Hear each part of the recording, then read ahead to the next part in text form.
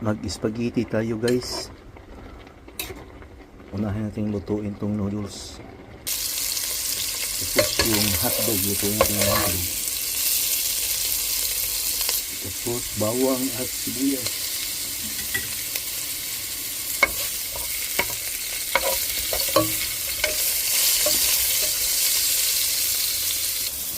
Medyo brown na.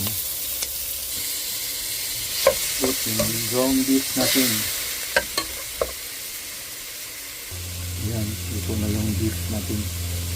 Ilagay na natin itong traditional.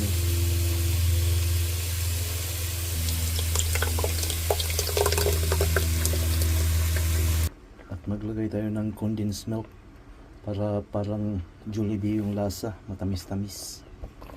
Ayan na yung condensed milk natin.